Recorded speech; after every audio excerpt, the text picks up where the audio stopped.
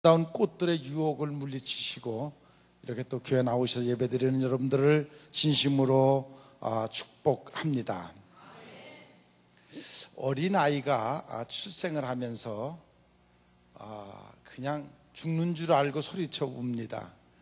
우는 데는 몇 가지 이유가 있어요. 첫째는 배란간에 허파에 바람이 들어가니까 놀래가지고 이 땅에 태어나자마자 코를 통해서 허파에 바람이 들어가니까 애가 기절하듯이 놀라는 것이고, 또 하나는 출생에 고통이 있었기 때문에 그것 때문에 또 놀래기도 하고, 또 배도 고프고, 그래서 이제 애가 그렇게 악을 쓰고 우는 것 같습니다.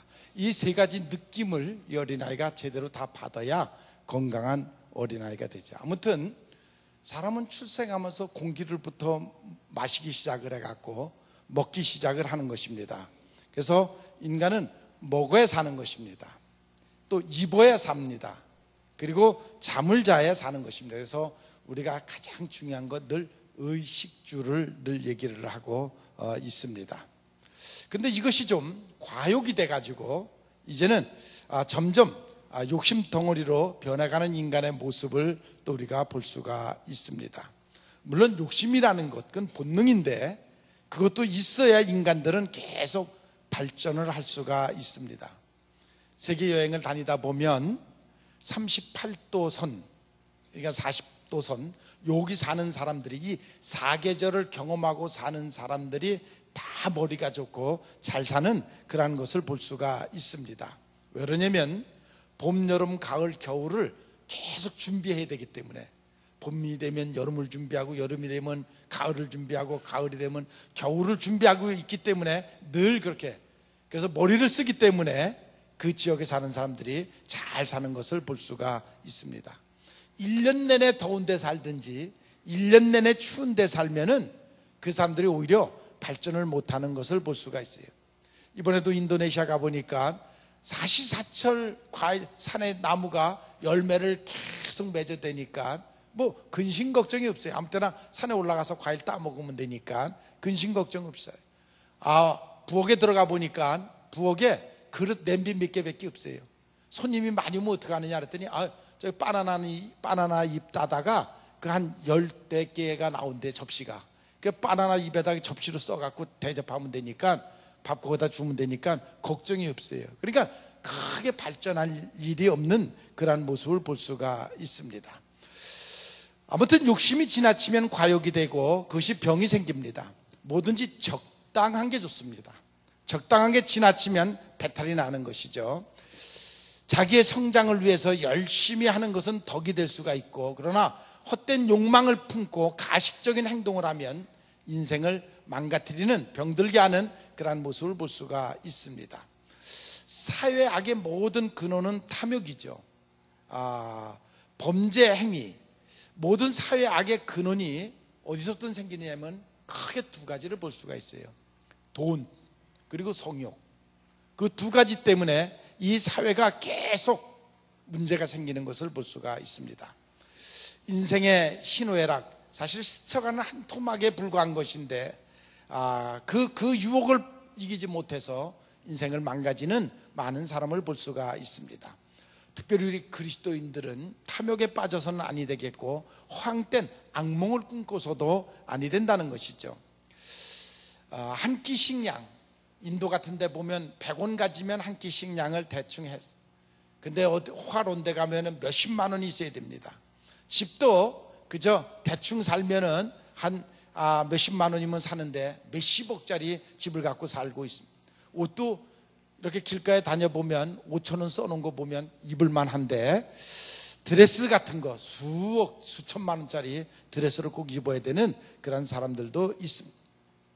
제가 이태리에 갔을 때에 선교사가 그래요. 오늘이 옷 사러 가는 날인데 옷을 사러 가시겠냐고, 양복 한번 해드리겠다고 그래요. 그래서 그게 무슨 소리냐 그랬더니, 이태리에 회사가 하나 있는데 전 세계 유명 인사 1000명을 딱 정해놓고 그 사이즈를 다 알아가지고 1년에 2번씩 옷을 보낸대요.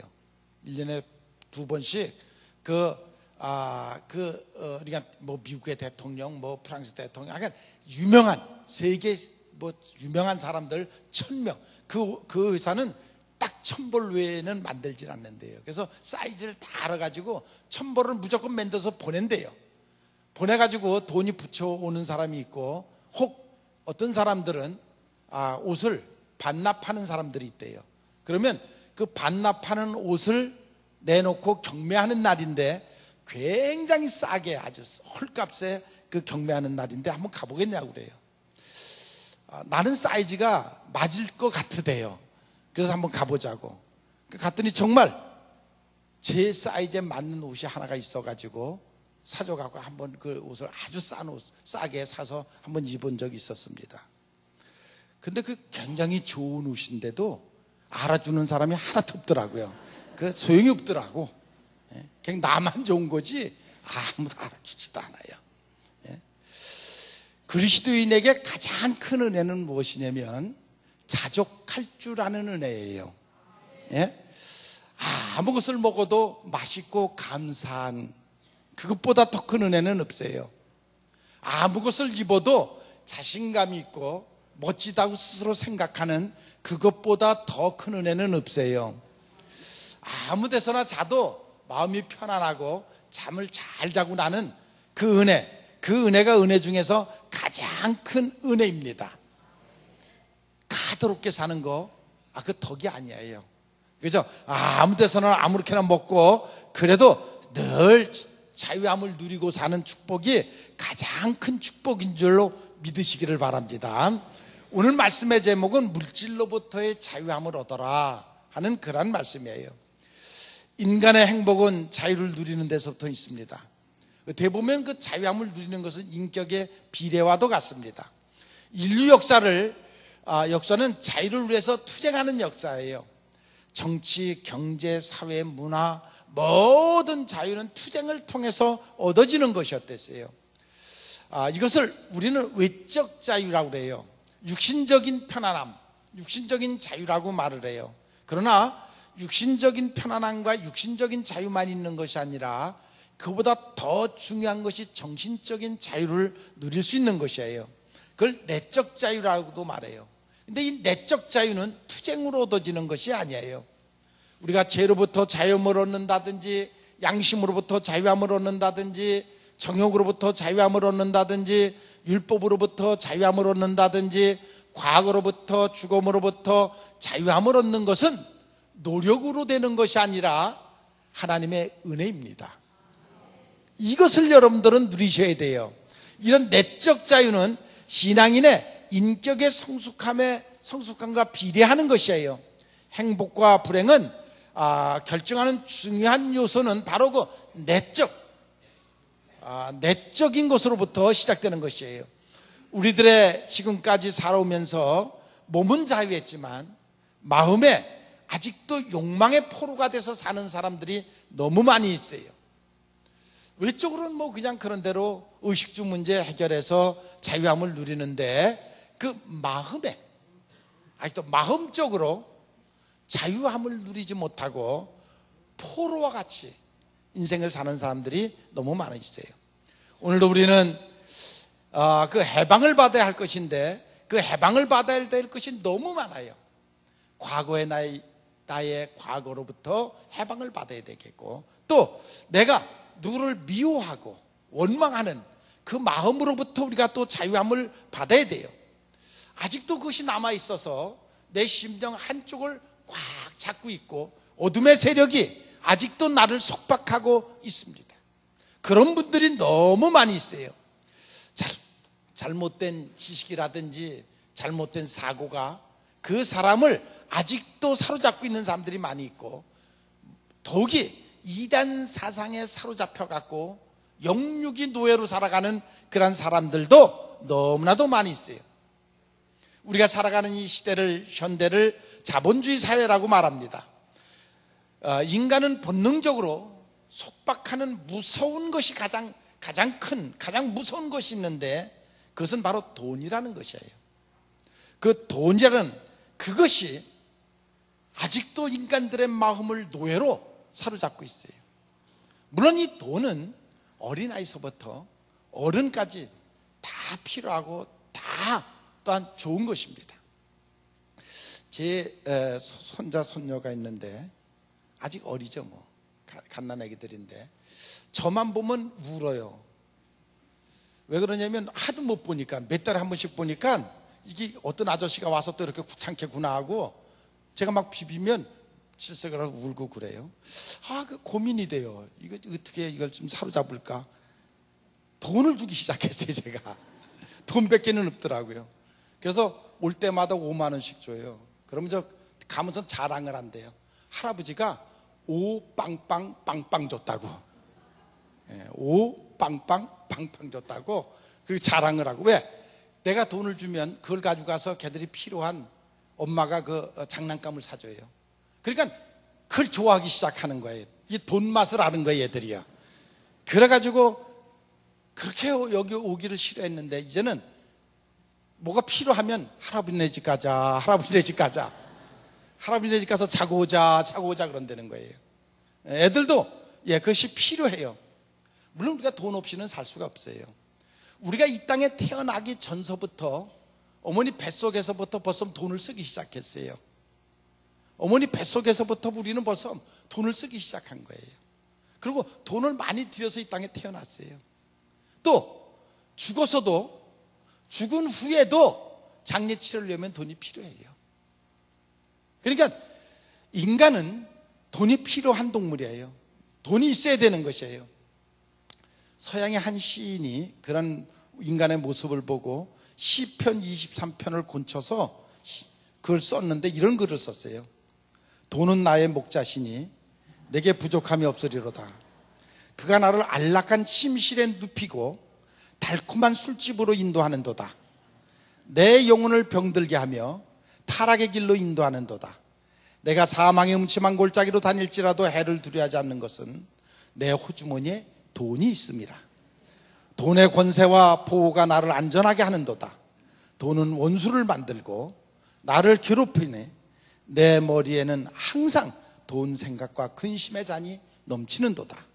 나의 평생의 욕심과 정욕이 따르리니 내가 돈을 믿고 살다가 죽으리라 하는 그런 글을 썼어요. 이것은 황금 만능주의에 사로잡혀 살고 있는 인간의 한 모습들을 그렇게 기록한 것이에요. 우리는 일생 동안 돈을 벌기 위해서 피나는 노력을 해야 합니다. 그러나 한 가지 우리가 꼭 알아야 될 것이 있어요. 신앙생활을 하면서 물질로부터 자유함을 얻지 못하면 그 사람은 아직도 거듭나지 못한 것입니다. 하나님의 영광을 위하여 우리가 정말 하나님과 그 관계가 잘 형성되고 그 믿음으로 우리가 정말 행복을 누리며 살아야 되겠는데, 많은 사람들이 아직도 돈 때문에 노예가 돼서 참 자유함을 누리지 못하고 살아가고 있습니다. 돈을 벌었으나 아직도 돈의 노예가 돼서 돈을 쓸 줄 몰라서 그렇게 인생을 마무리하는 많은 사람들도 있습니다. 물질은 버는 것도 중요하지만 잘 쓰는 것도 중요합니다. 바르게 쓸 줄 아는 것이 더 중요한 것입니다. 돈을 가볍게 보람있게 쓰는 경우가 매우 적습니다. 대부분의 사람들이 버는 것은 잘 버는데 바르게 쓸 줄을 모릅니다. 그래서 소크라테스가 그런 말을 했어요. 돈 많은 사람을 칭찬하지 말고 돈을 잘 쓰는 것을 보고 칭찬을 해라 하는 말이 있어요. 많은 사람이 축복 속에 살면서도 축복으로 알지 못하고 그 축복을 바르게 누리지 못하고 사는 사람들이 너무나도 많이 있습니다. 그리스도인들은 버는 축복을 받고 바르게 쓰는 축복도 받아야 됩니다. 지난주에 우리 권사님 중에 한 분이 로또 복권 판매권을 얻어서 상점을 내가지고 개업 예배를 드렸어요. 그것이 아무나 그냥 장사하는 줄 알았더니 국가유공자 중에서도 그 100대 1로 당첨이 돼야 로또 복권을 파는 가게를 낼 수가 있대요. 그래서 그게 당첨이 돼가지고 그 가게를 하나 냈어요. 그래서 개업 예배를 제가 드리면서 우리 교인들이 저까지 11사람이 가갖고 5장씩 제가 11분을 사줬어요. 55,000원을 주고 11분을 사드렸어요. 근데 결과가 궁금하죠. 5만 원짜리 하나, 1,000원짜리 2개, 다 5장씩 드리고 저 우리 집사람도 5장씩 받아갖고 내가 제 거는 우리 집사람한테 줬거든요. 근데 우리 집사람은 그냥 그날 잊어먹었대요. 어디다 줬는지도 모른대요. 근데 그게 자꾸만 궁금해요. 1등짜리가 맞아서 저거 숨기고 있나? 그게 자꾸만 궁금해져요. 그걸 사주고 났더니 두 가지로 얘기를 해요. 한 분은 저 없어지면 1등 맞은 줄 아세요. 내 튀겠다는 거예요. 1등 맞으면 어디로 도망가겠다는 거예요. 그러니까 저 없어지면 1등 맞은 줄 아세요. 또 어떤 권사님은 목사님 내가 1등 맞으면 반 드릴게요. 제가 믿었겠어요? 예? 믿어야 돼요? 집부를 뭘 믿어요? 예. 근데 아직까지 도망간 사람 없는 거 보니까 예. 제 생각에는 하나도 맞지 말아야 될 텐데 하는 생각을 했어요. 왜 그러냐면 그것이 미끼가 될 가능성이 많아요. 그 맞으면 요거 봐라. 우리도 손해는 안 봤어요. 55,000원 해갖고 6만 원 나왔으니까 5,000원 남았어요. 근데 그게 미끼가 돼요. 미끼가. 그래서 하나도 안 맞아야 되는데 하는 생각을 했습니다. 그러면서 제가 느낀 것이 있어요. 사람들이 왜 복권을 사느냐, 그 심리를 내가 알았어요. 왜 그러냐면 그날이 아마 금요일인가 그런데 토요일날 발표가 된대요. 하루 후에 발표하는데 그 하루 동안 행복하더라고요. 예? 뭔가 이거 뿌듯해요. 이거 꼭 1등 맞을 것 같아 기분이. 예? 그래서 행복해요. 기다려져요. 사람들이 그래서 이걸 사는구나 하는 그런 생각을 했습니다. 오늘은 제가 간증 겸 좀 물질의 축복에 대한 얘기를 좀 하려고 합니다. 목사들을 이렇게 만나보면, 감독을 하면서 600여 교회를 이렇게 순회를 하고 목사들을 만나보면 두 가지 걱정을 해요. 하나는 무엇이냐면 교회를 어떻게 하면 부흥시킬 수 있을까 하는 걱정들을 해요. 또 하나는 물질에 대해서 너무 쪼달리니까 물질에 대한 시험 때문에 걱정을 해요. 고민을 해요. 가만히 보면은 목회자들이 시험 드는 것이 딱 두 가지예요. 하나는 성 문제, 하나는 돈 문제예요. 그것 때문에 수없이 많은 목사들이 추락하고 떨어지는 모습 우리가 가끔씩 하다 봐요. 교회가 시험 드는 일은 대부분이 물질의 문제예요. 그런데 이게 목사님은 장로예요. 교회 돈을 함부로 써요. 목사와 장로가 교회 돈을 함부로 쓰다가 결국 그것이 두통이 나서 교회 시험이 돼요. 아니, 교인들이 볼 때 평가를 해요. 그것이 교회의 시험거리가 돼요. 이 문제들이 가장 많아요. 어느 교회든지 대부분이 그것 때문에 교회가 시험이 돼요. 저는 참 축복받은 것이 목회 시작하면서부터 그래도 물질의 쪼달림을 받지 않았어요. 만약에 그걸 받았다 그러면 저도 목회 못했을는지 몰라요. 그래도 하나님이 참 축복하셔서 그런 쪼달림이 없이 이렇게 목회를 할 수 있는 하나님 앞에 정말 제가 영광을 돌리고 얼마나 감사한지 모르겠어요. 제가 그렇게 축복받는 이유를 저 나름대로는 알아요. 왜냐하면 제가 청년회 때 농촌 계몽 사업을 한다고 몇 년간 온 것을 다 투자해 갖고 하나님 앞에 헌신했던 그 헌신의 모습을 하나님이 기억하신 거예요. 그래서 평생 동안 그 열매로 저를 축복하시는 하나님이에요. 저는 그것을 절대 의심 없이 믿습니다. 나는 그래서 우리 청년들이 좀 그런 뭔가 하나님 앞에 그런 헌신이 정말 그래서 하나님 앞에 인정받는 그것이 절대적으로 필요하다 하는 생각을 해요. 두 번째로는 저는 일찌감치 사업도 해봤고 돈도 많이 만져보고 그래갖고, 그래서 결국 얻은 것이 돈에 대한 청지기적 사명, 그것이 분명해요. 청지기적 관이 분명해요. 언제나 내 것은 내 것이 아니고 하나님의 것이고, 나는 하나님께서 관리하는 관리자에 불과하다는 것이 저에게는 분명, 함부로 쓰지도 않고 또 뭐 그것에 대한 노예도 되지 아니하고, 하나님이 주시면 주시는 대로 부족함 없이 늘 그런 마음을 갖고 살기 때문에, 그것이 내 마음속에 분명하기 때문에, 그래서 하나님이 그나마 인정하셔서 그 물질의 축복을 정말 넘치도록 주시는 하나님인 것을 저는 믿습니다. 이것은 제 신앙이고 제 믿음이에요. 나는 여러분들에게도 똑같은 하나님이세요. 저에게 행하신 하나님이 여러분들에게도 똑같이 하실 줄로 믿습니다. 그러므로 여러분들도 정말 하나님께 향하여 하나님 것과 내 것과 공과 사를 잘 구분할 줄 알고, 함부로 하나님의 재물에 손대지 말고 하나님 앞에 최선을 다하고 충성하는, 그러면 하나님의 예비하신 축복이 여러분들에게 임할 줄로 믿습니다. 제가 꿈꾸는 것은 때가 언제 이를 줄은 몰라도 하나님은 반드시 응답하시는 하나님, 반드시 축복하시는 하나님인 것을 여러분들이 믿으시기를 바랍니다. 내가 늘 언제나 사업하는 분들에게 똑같은 얘기를 하는데, 내가 이 사업을 왜 하는가?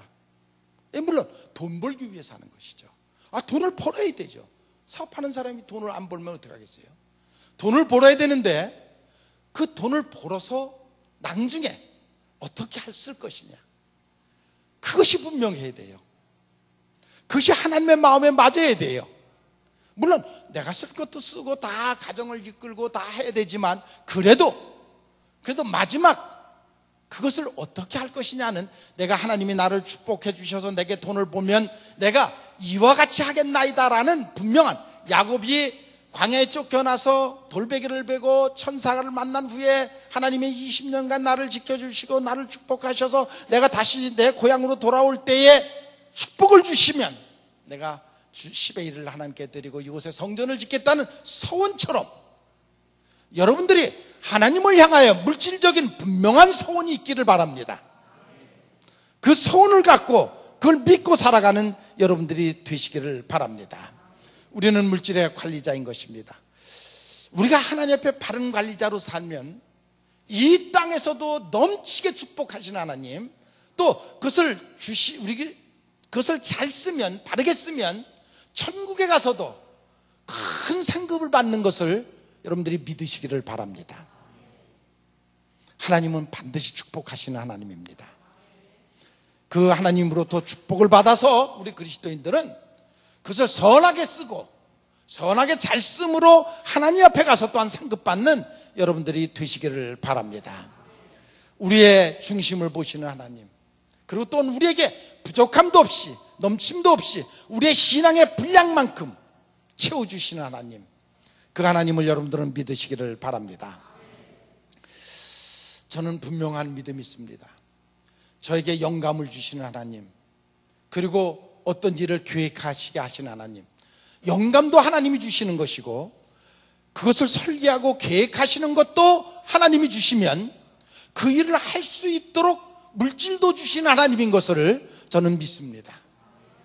그 믿음이 여러분들에게도 확실하기를 바랍니다.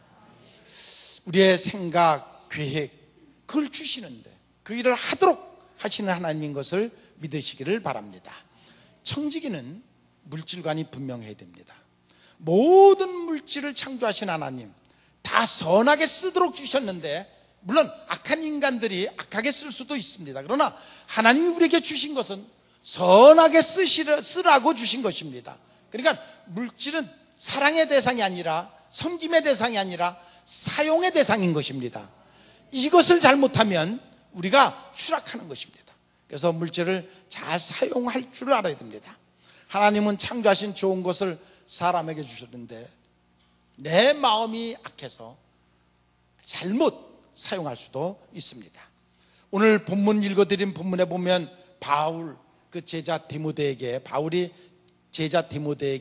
편지를 쓰면서 어떤 내용이냐면, 내가 부자들을 부자들에게 이런 설교를 해라 하면서 이 세상의 부자로 사는 자들에게 명령하라. 교만해지지 말고 믿을 수 없는 부귀 영화 거기다가 희망을 두지 말고 아무리 네가 부자라 할지라도 마음을 하나님께 희망을 두고 살라. 하나님은 모든 것을 풍성하게 주시고 너희가 복받고 살기를 즐거워하시는 하나님이시다. 그러니까 그 하나님께 마음을 두고 살라라는 그런 내용을 오늘 본문에 주신 것입니다. 물질이 적든 말든 하나님이 주신 것에 대해서 감사하고 자족하는 마음을 갖고 살라는 것입니다. 예, 물론 하나님이 물질로 인간을 평가하는 것은 아닙니다. 그러나 그것도 하나님이 주시는 축복 속에 사는 여러분들이 되시기를 바랍니다. 하나님의 축복하심이 없으면 어찌 우리가 재물을 얻을 수 있겠습니까? 우리는 빈손으로 왔다가 다 빈손으로 갑니다. 우리가 이 땅에 머무는 동안에 하나님이 주신 것 잘 사용하다가 그리고 그대로 남기고 그리고 가는 것입니다. 그것이 인간인 것입니다. 욥 같은 사람은 부자로 잘 살다가 한순간에 재앙을 만났습니다. 그럼에도 그는 말하기를 내가 못해서 빈손으로 왔고 내가 또 빈손으로 갈 것인데 내게 주신 분도 하나님이었고 또 뺏어가는 이도 하나님이었으니까 오직 하나님은 찬송을 받으셔야 됩니다. 그것이 욥의 고백이었습니다. 하나님이 다시 배로 욥을 축복하는 것을 볼 수가 있습니다. 여러분 모두가 물질로부터 그런 신앙관을 가지고 자유함을 누릴 수 있는 여러분들이 되시기를 바랍니다. 그것이 은혜인 것입니다. 그리고 하나님이 얼마를 주셨든지 간에 그것을 선하게 쓸 줄 아는 지혜가 있기를 바랍니다. 오늘 18절에 보면 선한 일을 행하고 선한 사업에 부하고 나눠주기를 좋아하며 동정하는 자가 되라 그랬습니다. 성경의 야고보서에 보면 돈은 일만악의 뿌리라고 그랬습니다. 돈을 사랑하면 그 돈이 일만 악이 된다는 것입니다. 하나님보다 더 사랑하면 그것이 일만 악이 된다는 것입니다. 성경에 보면 아간이라는 사람은 여리고성에서 점령을 하고 그 외투 2벌과 200데나 은 200과 금 50을 몰래 감췄다가 온 가족이 다 망했습니다. 게하시는 엘리사한테 거짓말을 하고 그 나만이 준 것을 숨겼다가 오히려 나만이 걸렸던 문둥병에 걸려 죽었습니다. 가론유다는 은 30에 자살을 했습니다. 물질을 다스릴 마음이 없으면 그건 비극입니다. 물질의 노예로 사는 것은 비극입니다. 여러분들은 지금 물질의 노예입니까? 물질을 돈을 다스립니까? 돈에 지금 노예로 살고 있습니까? 침례교에서는 침례를 줄 때 우리가 세례를 준다 그러죠. 세례를 줄 때 그 사람을 뒤로 이렇게 제껴서 물속에 잠겼다가 일으켜 세웁니다. 물속으로 온몸이 싹 들어갔다 나옵니다. 어떤 사람이 세례를 교회를 나가서 침례교회를 나가서 세례를 받게 됐는데 세례를 주려고 그러니까 목사님 잠깐만요. 내 호주머니에 지갑이 있고 지갑 속에 돈이 있어서 그 젖으면 안 됩니다. 빼놓고 침례를 받겠습니다. 그러니까 목사님이 물에 팍 챙기면서 우선 지갑부터 세례를 받아야 된다고, 돈부터 세례를 받아야 된다고 그랬습니다. 그리스도인은 돈부터 세례를 받아야 제대로 된 인격을 갖출 수가 있습니다. 슈바이처와 까미라는 사람은 둘이 친구였습니다. 같은 의과를 나온 친구였죠. 그런데 슈바이처는 아프리카로 가서 헌신을 했습니다. 근데 까미라는 사람은 병원을 차리고 돈을 많이 벌어서 별장을 짓고 향락을 누리다가 젊은 나이에 교통사고로 죽었습니다. 그 어떤 영혼이 복받은 영혼입니까? 유슬레는 그리스도는 많이 벌고 우리 그리스도인들은 감리교인들은 많이 벌고 많이 저축하고 많이 선한 데 쓰라는 말을 했습니다. 누가복음 12장 21절에 보면 어리석은 자여 오늘 밤 내 영혼을 도로 찾으려니 네 것이 네 것이 되겠느냐. 먼저 번에 그 장례를 지내고 오는데 그 공동묘지를 오는데 어떤 권사님이 저한테 그래요. 아유 그 비석을 보더니 이 사람은 50에 죽었어요. 본전도 못 살고 죽었어요 그러더라고요. 아니 본전까지 살려면 몇 살까지 살아야 본전까지 사는 겁니까? 50에 죽었다고 본전도 못 살고 죽었다 그러는데 본전까지 살려면 몇 살까지 살아야 돼요? 그래서 그 사람은까지가 몇 살에 살았든지 어떤 게 본전인지 모르지만 여러분들은 신앙생활을 본전은 하십니까? 여러분들의 신앙생활을 본전은 하고 있습니까? 정말 기본도 못 살고 본전도 못 살고 그렇게 죽는 것이 아니라 우리의 신앙생활을 정말 내가 하나님을 섬기는 일에 기본적으로 본전은 하고 있는지 생각을 해야 됩니다. 우리 모두가 여러분들이 물질로부터 자유할 줄 아는 그런 성숙한 신앙인이 되기를 바랍니다. 우리가 그러기 위해서는 법을 지킬 줄 알아야 됩니다. 하나님이 나를 이 땅에 태어나게 하시고 이와 같이 물질을 주셔서 누리게 하신 하나님 앞에 감사할 줄 아는 여러분들이 되시기를 바랍니다. 그래서 정말 그런 사람을 하나님은 더욱더 축복하시는 하나님인 것을 믿으시기를 바랍니다. 그런 사람을 하나님은 창고가 차고 넘치도록 축복하십니다. 이 과정을 지나야 우리가 비로소 물질의 자유함을 얻을 수가 있습니다. 엔젤 박사의 황금 박스와 보배, 은배라는 그 책에 보면은 이런 내용이 나오죠. 어떤 청년이 주일학교 부장을 했었습니다. 그런데 정말 신앙생활을 철저히 하면서 11조도 철저히 잘 드리고 신앙생활을 잘했어요. 그러다 보니까 하나님이 정말 그 청년을 축복하셔서 사업이 점점 번창하기 시작을 했어요. 그래갖고 점포가 6배로 늘어났어요. 그러니까 이제 바빠질 수밖에 없죠. 그러니까 주일학교 부장도 내려놓고, 근데 11조도 점포가 6개로 늘어났는데 11조가 점점 줄어들어요. 그래서 이게 웬일이냐 물었더니 뭐 교회가 조그만데 뭐 그 11조 다 드려서 뭘 합니까? 그냥 교회 요 정도만 돈 드리면 그냥 교회 운영하는데 어려움 없지 않습니까? 그러더라는 거예요. 그랬느냐. 그래서 목사님이 그 청년을 불러다가 우리 기도하자. 기도를 하시는데 하나님, 우리 존 군에게 하나님이 실수하셨습니다. 너무 많은 축복을 줘가지고 이렇게 사업이 번창하고 성공하니까 이가 축복을 받으니까 11조도 줄어들고 존 군의 점포가 늘어나니까 바빠서 봉사할 기회도 찾지 못하니까 하나님, 존 군을 다시 옛날로 돌려놔 주십시오. 그래서 이제 정말 신앙생활 제대로 하게 해 주십시오 하고 아멘 하려고 하니까 이 존 군이 얼렁 목사님 기도 마치지 마시고 제 기도 좀 제가 기도하겠습니다. 떨리는 음성으로 다시 기도하기를 하나님, 탕자가 깨달았습니다. 이제 돌아올 테니까 하나님 그대로 축복해 주십시오. 그럼 제가 그대로 충성을 하겠습니다. 여러분들이 물질적 자유함을 누릴 수 있는 여러분들이 되시기를 바랍니다. 하나님 앞에 자유로워야 됩니다.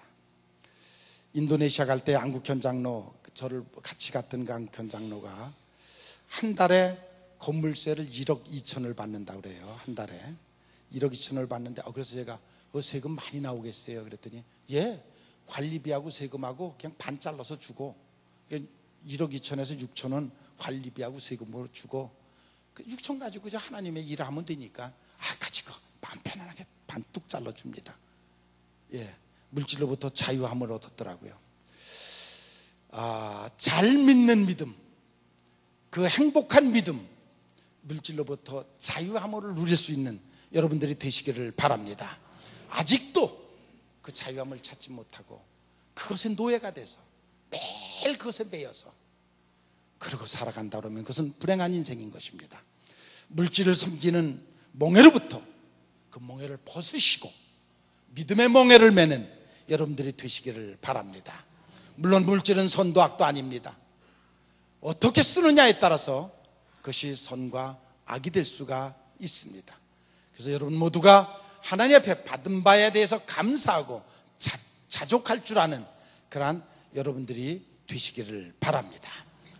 오늘 오후 예배는 네덜란드의 헤이그 이준열사 기념교회 10주년이 돼가지고 그때에 제가 그 이준열사 교회 세울 때에 그때 그곳에 선교사로 간 이창기 목사님이 오늘 오후에 와서 설교를 할 것입니다. 지금은 그분이 그 독일의 프랑크푸르트 교회로 갔는데, 옛날에 제가 10년 전에 그 교회를 세울 때 이제 그곳의 목사님이었습니다. 한번 여러분들에게 말씀드린 적이 있는데, 교회 건물을 살려고 그 바로 16세 기념교회가 그 공원 안에 너무 아름답길래 이걸 샀으면 좋겠다 그랬더니 그걸 판다고 해서 그걸 사기로 해갖고, 제 생각에는 한 10억 주고 샀으면 좋겠다. 근데 거기서 20억을 달랜다는 거예요. 이게 교회가 교회한테 파는데 뭐 좀 깎아서 한 10억에 사게 해라, 이거 흥정을 했으면 좋겠다. 그랬더니 이분이 그럼 이걸 사겠습니다 해놓고는 내가 거기 네덜란드 법을 몰랐어요. 내가 산다 그러면 이미 그게 계약이 되는 거예요. 거기서 판다 그러면 그것이 계약이 돼요. 그래서 산다는 사람이 변호사하고 부동산업자 하나 되고, 판다는 사람이 변호사하고 부동산업자 돼가지고 흥정을 하는, 그 사람들이 흥정을 해가지고 가격을 딱 매겨놓으면 그 가격은 그냥 고시가격처럼 그냥 그 가격에 사야 돼요. 싸고 비싸고 그 다음에 얘기를 못해요. 그걸 모르고 낭디 가서 깎으면 되겠지, 한 10억이면 사겠지 하고 사라고 해놨다가 13억이 됐다는 거예요. 그래서 그건 너무 비싸서 못 사겠다 그랬더니 그분이 그러면 알았습니다, 저한테 전화하지 마세요, 제가 못 받을 거예요. 그래서 왜 못 받아요? 제가 내일 감옥으로 가면 되니까요. 제가 그걸 몰랐어요 정말. 근데 거기 그 나라 법이 만약에 누구 한쪽에서 기권을 하면 그 법을 어긴 걸로 인해서 감옥을 가야 되고, 지금까지 양쪽에서 들어간 비용을 다 물어줘야 되는 거예요. 제가 그건 뭣도 모르고 우리나라 부동산처럼 흥정하는 줄 알고 했다가 아주 곤욕을 치렀던 바로 그런데 결국 그것 때문에 사게 됐죠. 오늘 그분이 와서 오후 예배를, 그분이 본래 네덜란드에서 정말 최고의 학문을 공부하신 그런 분입니다. 여러분들 많이 참석하시고 은혜 받는 그런 시간 되시고. 자, 좋은 계절입니다.